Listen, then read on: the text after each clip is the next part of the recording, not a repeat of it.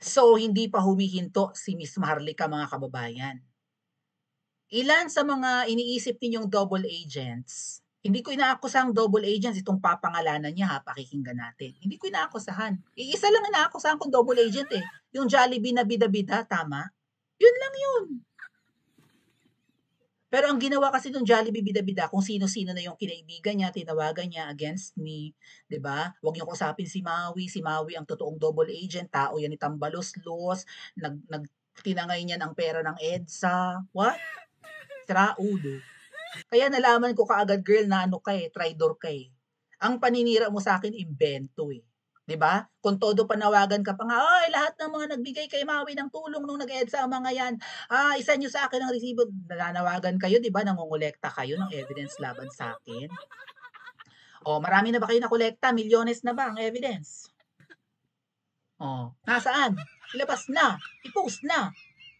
O, ikaw girl, marami akong evidence laban sa'yo. At sa mga sikreto mong fundraising. At para hindi ka mabuking, hindi GCash mo ang ginagamit, kundi GCash ng mga miyembro ng kulto mo. Batikos pa kayo ng batikos sa ano yan? Sa MOOE ng mga politiko, kayo naman pala rin ay ganid sa pera. Hoy, sa mga siraulong miyembro ng kulto ng babaeng yan, mag-isip kayo. Anyway, magkakalikaw ang bituka ninyo. Pare-pareho kayong mga scammers. Itong scammer na bida-bidang Jollibee, kung sino-sino ang kinausap, siya ang kinampihan. Pinagbe-brainwash, ay, naakusahan tayong double agent. O yan, si Maricar, si Van, si Maui. O, kumampi sa kanya, wala na raw kumakausap sa akin. Otot mo, girl. May mga na-brainwash ka, pero hindi lahat. Markado ka sa iba na hindi mo nauto. O, I don't know, nauto lang ba niya yung iba? Kaya kumampi sa kanya o talagang magkakauri ang likaw ng bituka nila? Anyway, may mga pinangalanan si Miss Maharlika. Dalawa. Ang tanong, double agents kaya sila? Ang tanong, totoong Duterte supporters kaya tong mga to? Kasi mga kababayan, although nag-deny na yung isa, kasi ang tanong sa kanya, medyo technical eh, no? Dadaanin kayo sa semantics. Ang tanong kasi dito sa nag-deny na isa, ay, di ba si letter T yun at si letter K? Tumpak kayo mga kababayan. Yun nga talaga pala. Yun yung iniisip ko, tama nga. Kasi yung isang T pumunta ng US, nagkabangayan sila in the past ni Miss Marlica, pero nagkabate kasi isa lang naman ang pinaglalaban, pareho naman na nabudol, di ba? Pero again mga kababayan, magtatanong kayo eh, kung hindi kaya naalis sa administrasyon ni Bangag yung isang yon, babatikos kaya siya? Ay kaya lang naman siya bumabatikos kasi naalis siya, di ba? Pero kung nagstay siya, edi nananamasa rin siya ngayon. Hindi siya babatikos. Tama ba? So, ang tanong kasi sa kanya, idadaan kayo sa semantics eh. Or sa syntax or semantics. Or whatever. Sa technicality. No? Ang tanong sa kanya, tinawagan ka ba ni Maharlika? Or tinawagan mo ba si Maharlika para huminto siya sa pagsisiwalat against Alpotera? Ang sagot nung isa sa TNK, no, I did not. Oh, is it true pala? Parang ganun yung tanong, di ba? Is it true na tinawagan mo si Maharlika? Ang sagot niya ay, no, it isn't. So, ibig sabihin, hindi totoo. No, hindi totoo yan na tinawagan ko si Maharlika. Eh, ang totoo pala is si Spokes Harry Roque. So, she denied na tinawagan niya si Maharlika dahil hindi naman talaga niya tinawagan. Pero tinawagan niya ay si Spokes Harry Roque para sawayin si Miss Maharlika. At dalawa sila. Okay? Pinangalanan ni Miss Maharlika ang mga taong to. Ngayon, payo ko lang, sino baga ako para magpayo? Kung ako lang naman na ako. Mas mataas naman ang hindi rin. Well, mas matanda sila sa akin, yun na lang. Sige. Kasi, sila lang ba nakapagtapos ng pag-aaral? Duh. Mukha lang akong nene, pero graduate naman kasi ako eh. Kaya ang dahil na insecure sa akin. Anyway, pero ito, it's not, let's just say it's an unsolicited advice. Pwede naman siguro mag-advise ang mas bata kung nasa tama naman tayo, ano mga kababayan. Umiwas kayo sa double agent kung hindi kayo double agent. 'Di ba? Yun nga eh. Tell me who your friends are and I will tell you who you are. Dikit kayo ng dikit sa Jollibee bida-bida na marumi ang bunganga na mala NPA kung mang-infiltrate at mang-indoctrinate. Nahawahan lang ba kayo or katulad rin niya kayo in the first place? Nahawahan lang ba kayo ng pagiging double agent niya, ng pagiging traitor niya? 'Di ba? Na-brainwash lang ba kayo para pati ako kasi yung isa sa CNK, ang alam ko binatikos ako nun eh. Anong ginawa ko laban sa'yo? Ni hindi kita sinasabihan na double agent ka. Anong pinagsususulsul sa'yo ng double agent na Jollibee na yan? Right? Never kitang inakusahang double agent. Pero kung ano-ano, may utang na loob ako sa'yo. About NBI? Really? Nasaan ang proof mo na may utang na loob ako sa'yo? Okay? Nagtanong nga ako sa'yo, mali pa ang sagot mo eh. Yun totoo.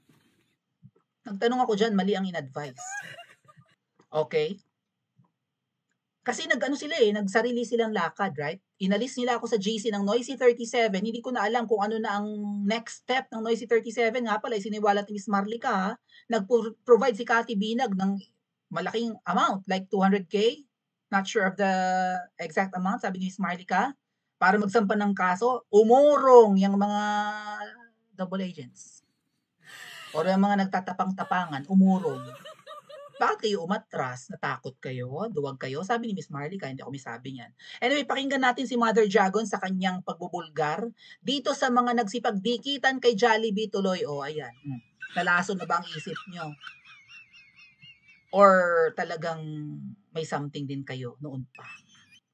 Okay? Let's listen to Mother Jagon, mga kababayan. Ayaw niyong umamin.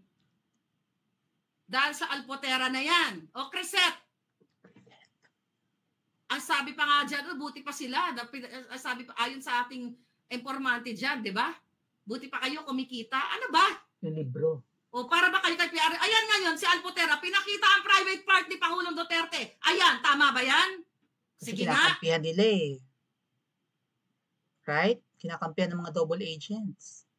At ng mga na-brainwash ng Jollibee. Akala niyo naman, takot ko in-name drop yung mga yan.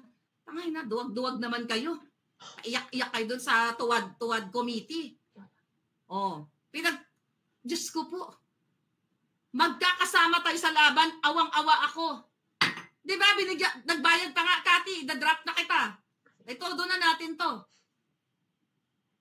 Cathy Binag, in-name drop na kita para malaman ng taong bayan. Di ba tinulungan kayo ni Cathy? 200, I'm not sure, baka magkamali ako ng figure. Malaki. Dahil gusto nyo, labanan natin yung mga tangin ng mga abante na yan, dyan sa WAD committee na yan. Nagbigay ng pera si Cathy sa inyo para mag-file kayo ng case. Dahil isa tayo, may group chat po kami dyan eh. Nalabanan natin yung mga hinayupak dyan sa WAD committee na yan. Anong ginawa nila? Nakipag-friendship. Ako nag-add kay Miss Marlica. Mga ulul. Binigyan na kayo ng, nagbayad na si Cathy para sa, what's that? Retainers fee sa lawyer. Eh di ba umatras kayong mga duwag? Bakit kayo umatras? Kung matatapang kayo. Kung gusto nyong labanan natin ang mga bangag. Nagbayad na yung tao, pera niya. Magkakausap tayo, nasa group chat ako, sabi ko, kailangan labanan natin ang mga demonyong WAD committee na yan. Tapos, binigyan na kayo ng, nagbayad na ng retainers fee, ng lawyer's fee. Umatras kayo? Bakit kayo umatras? Kung talaga gusto nyong labanan ang mga bangag, kung gusto nyong labanan ang mga Marcos, Crisette, sumagot ka. Yan. Trixie, sumagot kayong dalawa. Huwag nyong i-deny na kinausap nyo si Harry Roque. Naampatin ako. Anong sabi ko? Narinig mo naman yung boses ko, Trixie, di ba? Ako, nag-okay na tayo. Huwag nyong ibahin ng kwento. Dahil hindi kayo mananalo. Ano sabi ni Harry Roque sa inyo? Sabihin kay Alpot, kausapin si Maharlika, at ayusin even before the kaguluhan. Wow. Bago yung X. Oh, gusto mo, di ba? Gusto nyo kasama kayo sa meeting? Bakit kayo kasama sa meeting? Wala naman kayo sa issue, wala naman kayo, hindi kayo naka-witness. Duwag pala kayo eh. Puro kayo pahaging, Tangay na pangalanan niyo ako. Puro kayo pahaging kadyutahan. Nagmamakaawa kayo sa akin. True Harry Roque. Naampatin yung bunganga ko sa social media. At si Alpot, pinoprotektahan nyo. Dahil si Alpotera ang nagbibigay sa inyo ng access noon kay Pangulong Duterte. At si Alpotera ay traidor. Pinicturan ang lahat ng kaletsihan. Di ba?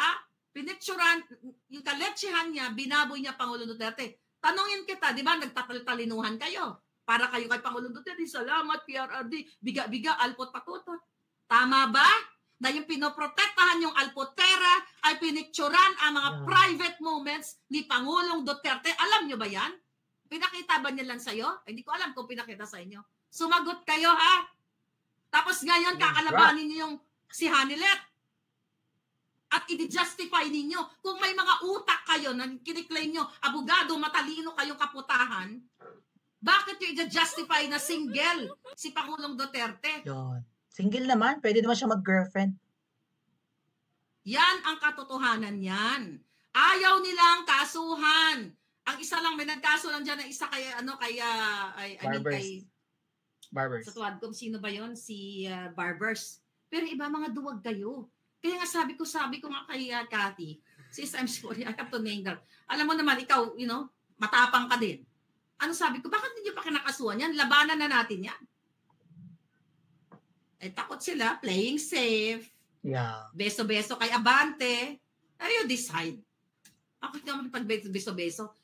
Yung nakita ko si Amy, hindi ko siya bineso-beso. May nag-comment dyan na nagsabi na scripted yung, tama? Scripted yung hearing. So, magkakaroon ulit ng TRICOM 2.0. So, scripted na naman? The heck? Diba? Ang balak ng TRICOM, i-contempt ang mga vloggers. Pero yung mga bumabalik-balik doon, hindi naman ako contempt. Yung isa nga nagboses Kiki nung unang-unang hearing. Hindi, di ba? Nagboses Kiki, nagbait-baitan, nag-playing victim or something. Anyway, tinawagan ng dalawa, pinangalanan ni Miss Maharlika si T at si K. Para si Spoke sa Roque ang tinawagan para patigilin ang bunganga ni Miss Maharlika. Huwag ibulgar si Alpotera. Oh, may pinapadilit pa yata na vlog against kay Alpotera. Bakit todo sila tanggol? Eh, hindi maganda yung ginagawa ng girlfriend ni PRRD. She was claiming she's the girlfriend. Maybe PRRD fell in love with her. Pero ngayon na nakakulong si PRD, siguro na-realize niya, teka muna, mali itong ginagawa. Mali itong ng mga nangyari Kaya ako nandito, may nag-try doon. Sana alam ni PRRD, no? Sana alam ni VP Sara itong pinagagawa ni Alpotera. Well, alam ni Ma'am Hanilet. Alright? Kasi, yun pa nga yung utos ni Alpotera eh. Yun din yung sabi ni Miss Maharlika na tumawag si letter T at mag-vlog, sinisiraan daw si Ma'am Hanilet, right? Mag-vlog daw si Miss Maharlika. Inuutosan nila si Miss Maharlika. Mag-vlog daw si Miss Maharlika laban kay Ma'am Hanilet. So, sino ang matinong vlogger na papayag sa gusto ng mga tumawag na yun? Right? Kung totoo kang Duterte supporter, bakit atake? Di ba? Yung ibang mga double agents ngayon, umaatake na kay Ma'am Hanilet. Yung isa, biglang cambio ng statement, di ba? O, binatikos-batikos si Ma'am Hanilet, biglang lumambot. Yung isang bida-bida rin, na kung todo depensa dyan kay Alpot. O. Kaya malalaman nyo talaga mga kababayan kung sino yung totoo or solid sa laban or sino yung mga nanggagamit lang. Bakit nyo tatawagan si Miss Maharlika? Sinabi pa rin ni Miss Maharlika, walang basbas ni Tatay Digong ang libro ni Crisette. Hindi lang natin napakinggan kasi kinat ko kaagad yung video. Walang basbas ni Tatay Digong yung Salamat PRRD na book. And yung proceeds hindi yata ibinigay sa House of Hope. Di ba dapat ganun yon? Parang may percentage ng sales ng libro na Salamat PRRD ni Crisette. Kilala ko yung mga authors dun, nakalista pa nga yung mga pangalan, eh. Yun daw mga pasasalamat daw ng mga tao yun kay PRRD, 'no? Wala raw basbas ni Tatay Digong ang libro. The point mga kababayan is pinagkakakitaan ang pangalan ni Pangulong Duterte. The book is about PRRD's administration, mukha niya ang nasa harapan, initials niya yung nasa title, "Salamat PRRD." So lahat ng mga maka-Duterte at naa-appreciate si Tatay Digong matutukso at matutuwang bumili ng libro. Ang sabi na nga lang ni Tatay Digong 'di ba ibigay yung percentage or sino ba, baka yung nag-decide yung mismong author or yung mga authors na ang percentage ng sales nito ibibigay sa House of Hope, yung paborito ni Tatay Digong na ano na kung ano man yung House of Hope, I think, parang ano yun, baka Home for the Aged or para sa mga batang walang I don't know what kind of foundation is that. Pero dun daw 'di ba dinediretso yung ibang percentage ng sales ng libro. Eh, yung may nagla-live nga na iro ni Alputera sa Dahig, eh, kung todo promote ng libro yung isa. Bili na kayo ng libro diyan sa Dahig, may pina-deliver kami. Pinagkakakitaan niyo ang mga Duterte. Yung Jollibee Double Agent nga kung todo donation drive, eh. Mahilig manulisit, mahilig manghingi ng donasyon. At kung ano-ano pang issue, iyang si Crisette mga kababayan, may isa diyang ensaymada vlogger na ang daming ano ha, mga fundraising na ginawa, Gava Gives, kung ano-ano pa yun. Well, meron naman siyang mga na-raise na funds na ipinambili ng relo ni PRRD. May kakilala nga ako na nag-contribute dun eh. Oh, ngayon kung hindi kayo totoong kalaban, letter T and letter K, na pinangalanan naman na ni Miss Maharlika.